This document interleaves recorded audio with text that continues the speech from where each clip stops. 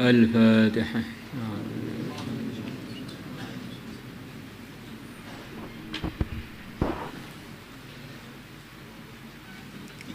بسم الله الرحمن الرحيم. Thawabul hilmi, pahalanya sifat al-hilm, sifat aris. Hilm itu kurang lebihnya orang yang tidak gampang terpancing dengan emosi. Akhirnya dalam kondisi-kondisi yang menyebabkan emosi pun dia tetap stabil di dalam menyikapi, akhirnya dia bisa bersikap yang benar. Sampai sebagian ulama mengatakan orang halim itu adalah orang yang kalau ditempeleng padahal dia dizalimi, maka dia malah menyerahkan pipinya yang kedua, silahkan yang satunya biar dapat tamparan lagi. Itu katanya prakteknya sifat hilm itu begitu itu. Wasabhi, dan berlapang dada, memaafkan maksudnya. Wasabhi, dan berlapang dada. Wa kadmil ghaidhi, dan menahan marah. As-sabhi itu adalah memaafkan orang-orang yang telah berbuat zalim kepada kita. Dan orang itu bisa safah, bisa punya sifat safah ini tentu saja asasnya kalau tauhid dia benar. Kalau tauhidnya tidak benar sulit. Saya sudah banyak jasa pada dia, sudah banyak bantu dia, lah kok balasannya malah senjata makan tuan, susu dibalas racun.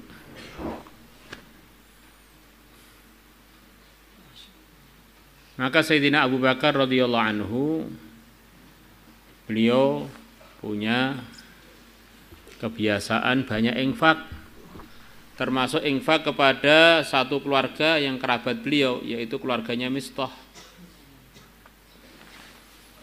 Maka ketika terjadi hadisul ifki, berita-berita bohong yang menuduh Sayyidah Aisyah dengan tuduhan-tuduhan selingkuh, keji banget, maka si Mistah yang seharusnya tadi tidak ikut-ikutan, Mistah ikut-ikutan. Ikut-ikutan jadi grupnya orang-orang yang suudzon kepada Sayyidah Aisyah. Maka akhirnya turun 10 ayat dalam surat An-Nur dari Allah langsung untuk membersihkan Sayyidah Aisyah.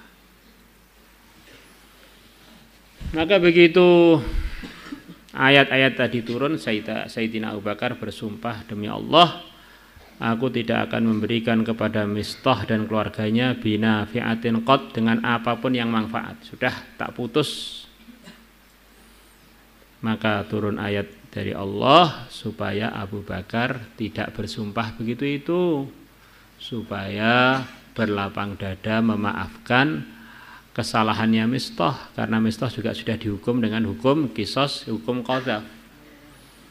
Wala ya'tali ulul fadli minkum was-sa'ati ay yu'tu ulil qurba wal masakina wal muhajirina fi sabilillah, atau wal mujahidina fi sabilillah wal ya'fu wal yasfahu, supaya mereka memaafkan dan supaya berlapang dada.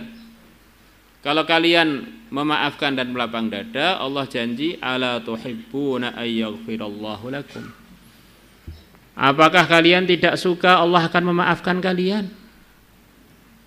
Jadi kalau kita ini suka memaafkan orang, imbalannya Allah akan memaafkan kita. Coba kita ini salahnya berapa? Kok sukanya salah dengan Allah tuh nggak kehitung, belum lagi salah dengan hamba-hambanya Allah. Tetapi kalau ada orang salah dengan kita memaafkan sulit. Itu namanya kan nggak adil tuh. Mestinya kita ini juga harus mengkoreksi diri kita yang banyak kelemahan, banyak nyakiti orang, bahkan nyakiti Tuhannya.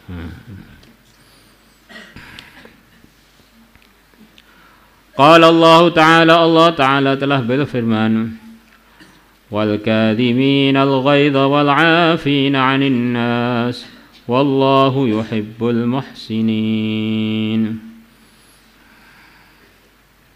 Jadi Allah menerangkan dalam ayat ini, lengkapnya ayat, sifat-sifatnya orang-orang yang takwa. Di antaranya adalah ini.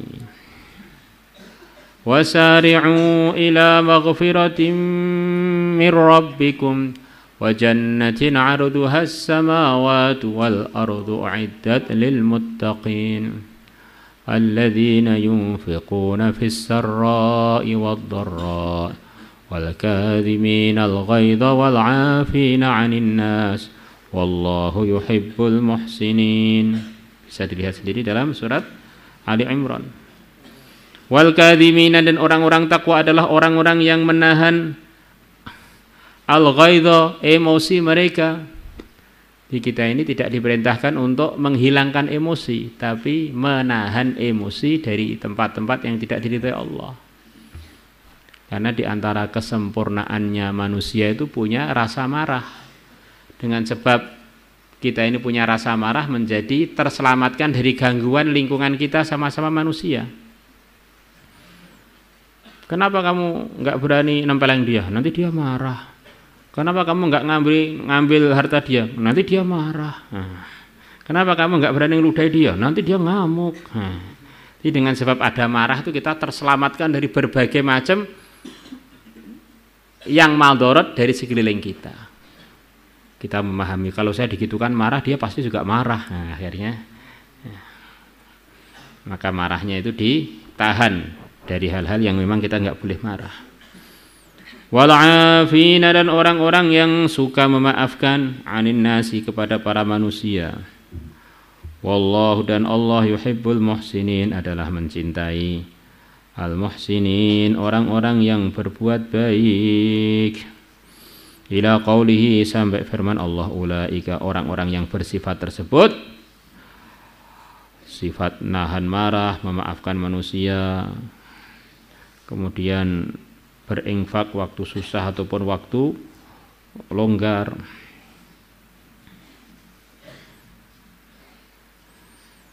Ulaika, mereka orang-orang yang bersifat tersebut, lahum, bagi mereka, jannatun, surga-surga, tajri, yang mengalir, min tahtiha, dari bawahnya surga, al-anharu, sungai-sungai, khalidina, mereka kekal abadi, fiha, di surga-surga tersebut, wa ni'ma ajrul amilin, dan sebaik-baiknya opahnya orang-orang yang beramal adalah surga. Wa Ibnu Abbas radhiyallahu anhu qala qala Rasulullah sallallahu alaihi wasallam, qala, telah bersabda Rasulullah sallallahu alaihi wasallam al-Ashaj, kepada sahabat yang bernama Al-Ashaj, inna fika, sesungguhnya di dalam dirimu, khoslataini, ada dua sifat, yuhibbuhum, Allah mencintai dua sifat itu. Ta'ala, maha tinggi Allah, al-hilmu, yaitu tidak terpancing oleh emosi, yaitu sifat aris, wal anatu, dan tidak tergesa-gesa. Orang itu kalau emosi biasanya jadi banyak keliru. Begitu juga kalau orang tergesa-gesa, akhirnya jadi sembrono. Maka ada dua sifat, kalau kita punya kita syukuri, kalau belum punya kita usahakan. Yaitu jangan gampang terpancing emosi. Orang itu kalau emosi, matanya merah, urat-uratnya tegang, darahnya ngalirnya enggak teratur, bagaimana dia bisa mikir dengan baik? Secara umum begitu itu. Begitu juga orang yang tergesa-gesa. Tapi jangan diartikan tergesa-gesa itu lambat loh. Tergesa-gesa dengan lambat itu beda. Tergesa-gesa itu contohnya orang sedang perutnya mules mau cari toilet, itulah orang tergesa-gesa. Matanya merah, nafas nyongos-ngosan, dengan gurunya nggak kenal, dengan istrinya pun nggak mau nyapa karena pengen cepet-cepet ngising, pengen cepet-cepet pergi ke toilet. Itu tergesa-gesa itu begitu itu. Jadi segalanya yang kita aslinya bisa ngurus dengan baik, dengan sebab tergesa-gesa jadi berantakan semua.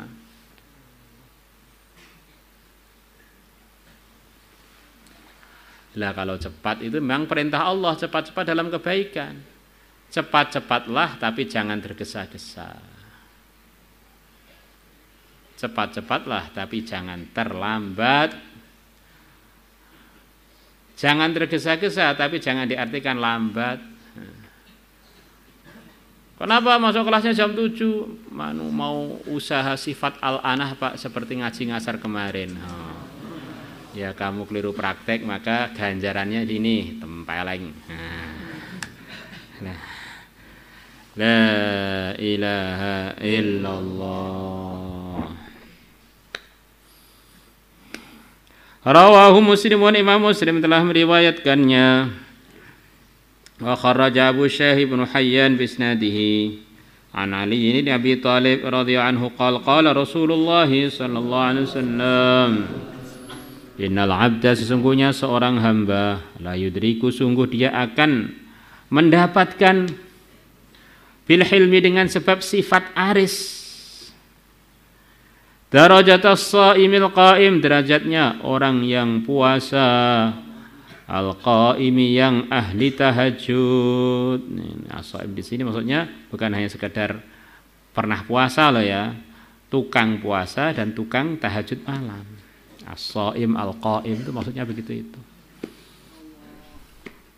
Yang tidak punya sifat aris. Kalau as-shaim al-qaimnya punya sifat aris, ya tambah banyak pahalanya lagi.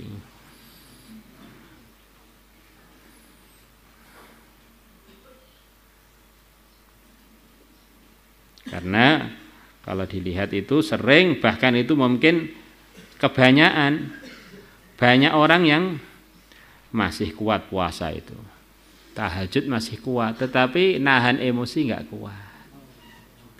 Tapi yang repot tuh orang tuh yang nggak punya apa-apa amalan tuh, ya emosenan, nggak pernah puasa, nggak pernah tahajud. Ya, di dunia ini hanya ngumpulkan salah, tok.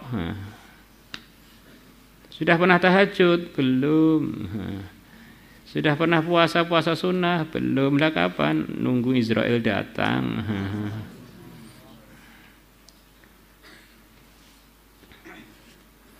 Sudah pernah wiritan melek? Belum. Nah kapan meleknya? Ya nanti kalau sudah Israel datang.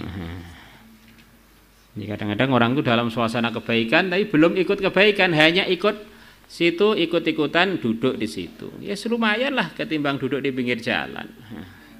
Tetapi sebetulnya ini enggak maksimal, apalagi kalau dia mengganggu ketertiban orang-orang yang sedang dalam kebaikan. Masya Allah.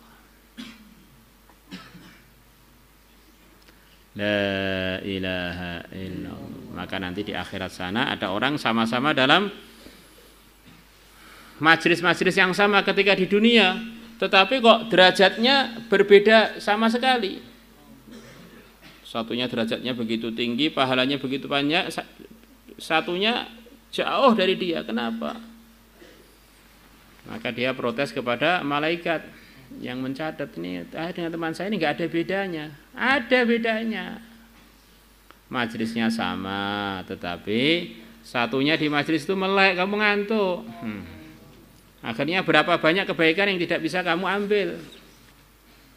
Kedua, di majelis-majelis itu ada doa.